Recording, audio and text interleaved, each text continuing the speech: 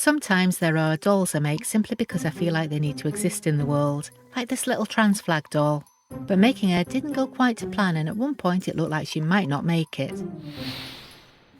It's always a good day when I get a new sticker for my sewing machine. I'll put a link to the awesome shop where you can get these in the description. So I want to incorporate the trans flag colours in this one. That's blue, pink and white. The flag colours are quite light, so I'm using a slightly darker neutral tone skin fabric so she doesn't look too washed out when I come to take the photos. I think I'm also going to add some details in black for a bit of contrast, so she's going to have a pastel goth vibe.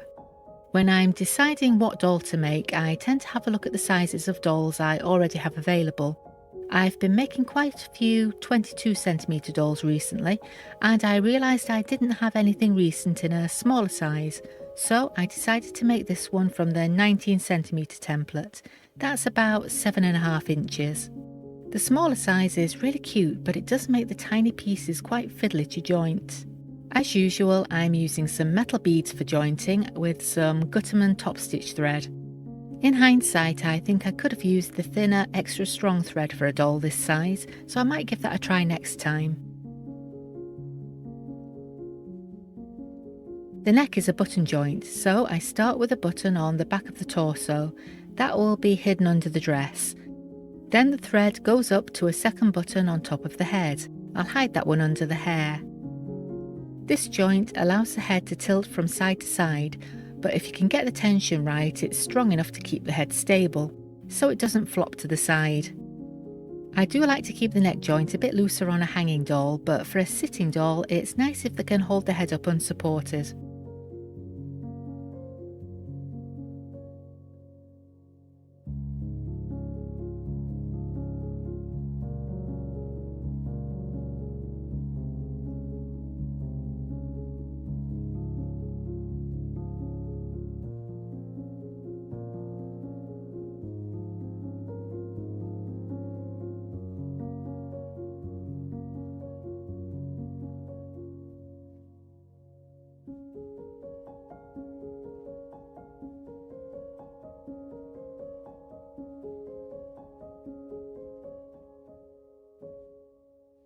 I think this one needs some cute Mary Jane style shoes, so I'm painting these in acrylics. I like to add a bit of titanium white to the black paint to make a very dark grey. That's a bit more opaque than the black on its own. This paint does darken a bit as it dries, so by the time it's fully dry it looks more or less black. I can always add a coat of black over the top if I need to, but this is going on quite dark, so I think it'll be fine. If you're enjoying this video, by the way, please don't forget to hit the like button and let me know. You can also see some other ways you can support me below the video, including the thanks button, channel memberships, and there's usually some links to dolls and other art I have available there too. I've dried the paint off with a hairdryer. It just needed a couple of coats of the dark grey and it looks pretty good, so before I do anything else, I'll attach the legs to the body. The hips just need a stitch at each side to hold them in place. This doll is going to have fixed clothing that completely covers the hip joints, so I'm not too worried about how they look. They just need to be functional so she can be placed in sitting or standing. They don't need a great deal of flexibility, so there's no need to use a bead for this joint. Though sometimes I do wonder how they'd look with the bead joint, so maybe I'll try that out in another video.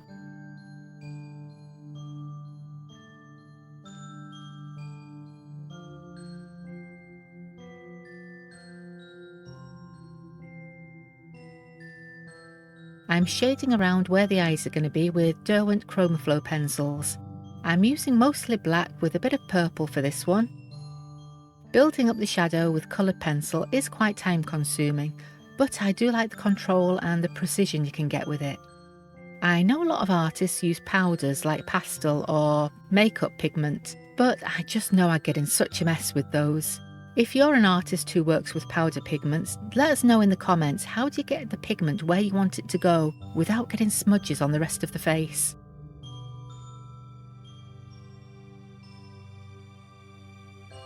I work the coloured pencil into the fabric with a blending pencil, then it'll need a coat or two of fixative spray to make it permanent.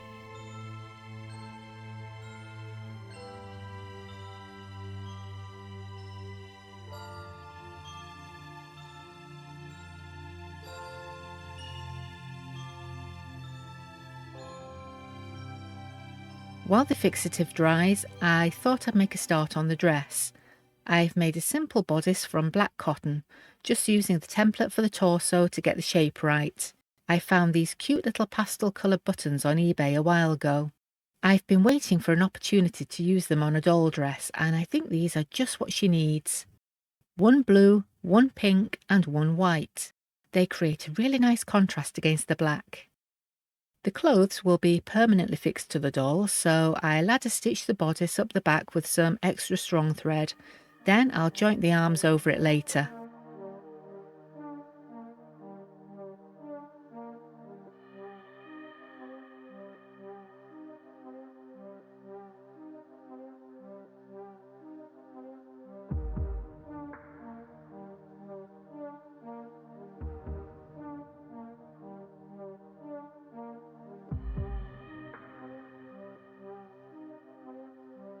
Now the fixative is completely dry, I can stitch on the button eyes.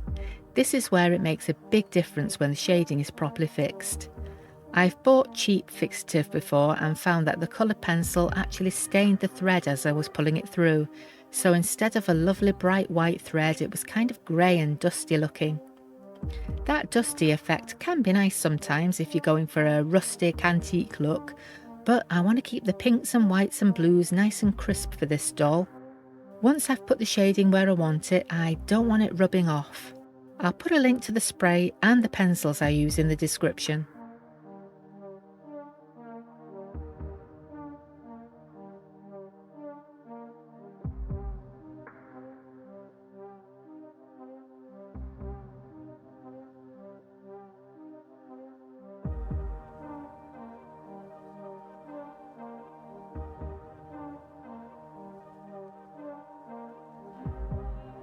I came up with the asymmetric eyeliner design details for my dolls quite early on.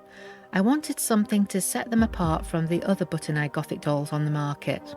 And this was something that was unique to me, and it became part of my own signature style. I started out hand stitching the detail in black thread, but I found I could achieve much more intricate designs with fine liner pens. Then it just kind of evolved over the years.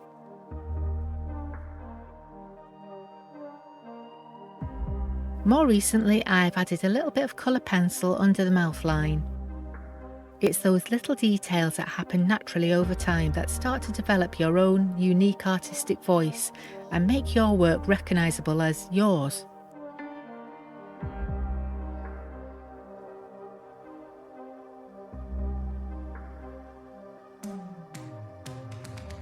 I've cut some strips of lace in blue, pink and white to make a raggedy, tattered tutu. The idea is to arrange the strips in order of the trans flag colours, so it's like trans flag stripes that repeat all the way around.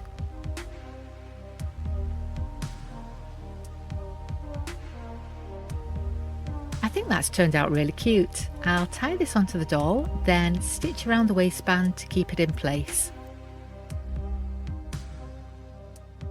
I normally start needle felting the hair at the back and work my way forwards, but for this doll I want to give her an updo with the flag pattern at the front. So I'm starting with the centre stripes at the front of the head, then I'll work my way around the hairline.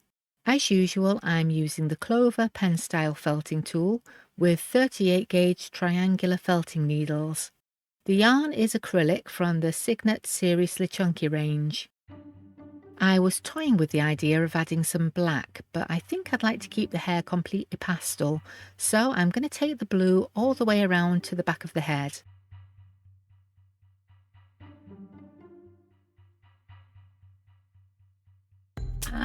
No!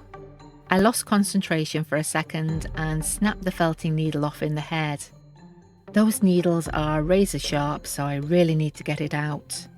The front hairline is the worst place to lose one too. I can sometimes make a tiny cut and tease the needle out with pliers. I'm just hoping it's broken off close to the surface so I can find it. So I started with a tiny cut, but I haven't been able to locate the needle tip, so I'm having to dig a little bit deeper. I'm not sure if it broke off quite deep or if I've actually pushed it further in as I was trying to grab it with the pliers. If I can just find it with my fingernail, then I'll know where to aim and I might just be able to grasp it with the pliers and pull it out.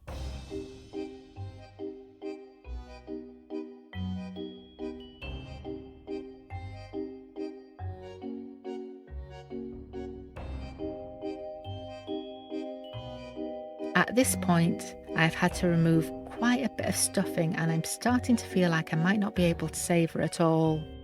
If I don't find that needle soon, I'm going to have to remove the head and make a new one. It's looking more and more unlikely that I'm going to be able to fix this, so I'm just trying anything now.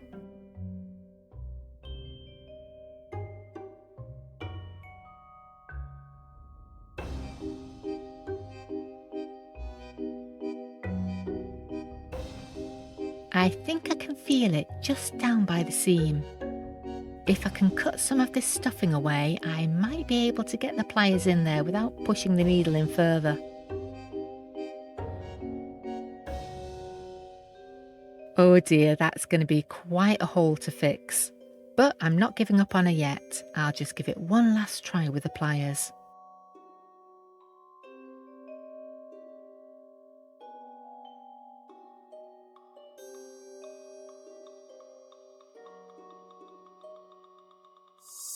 There it is, I've got it.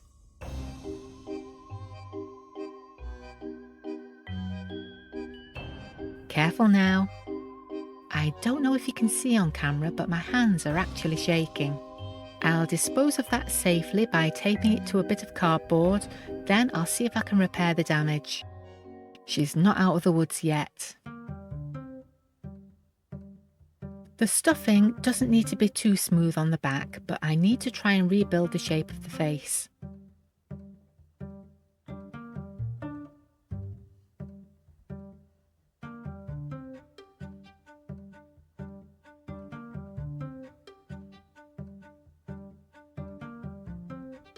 I'm needle felting directly into it to shape the fibre around the hole so it doesn't kind of spring out.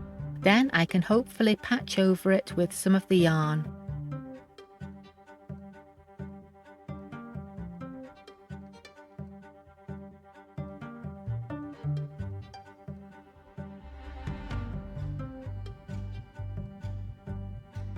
The most important thing is making sure there's enough fabric behind the hairline so it's not going to fray. And obviously not breaking any more needles.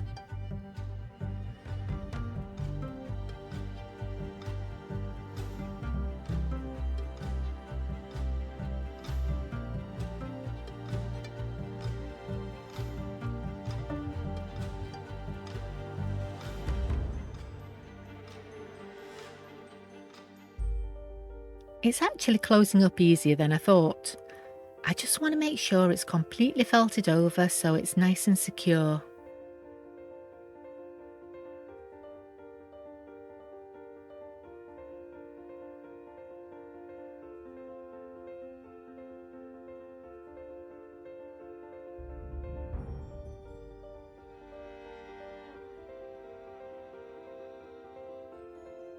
That looks pretty good. I've managed to keep the repair well behind the hairline, so you never even know she'd had an injury. It's quite late in the evening now, so I'm going to give her and myself time to recover and finish this little one in the morning. There's not too much left to do on this one now. I need to keep felting the blue around the rest of the hairline. Then I'll unravel it and use the loose fibres to fill in the rest of the scalp area and pull it all up into a high ponytail.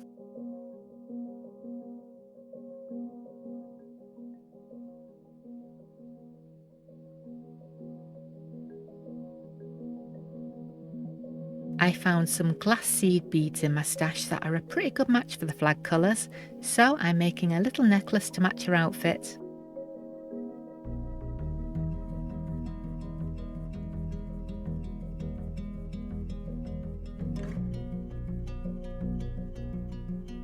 And there she is. I really didn't think she was going to make it at one point, but I'm really pleased with how she's turned out. Maybe she's a reminder that sometimes we have to struggle to be our true selves, but the result is worth it. All you can do is keep fighting and know you're not alone.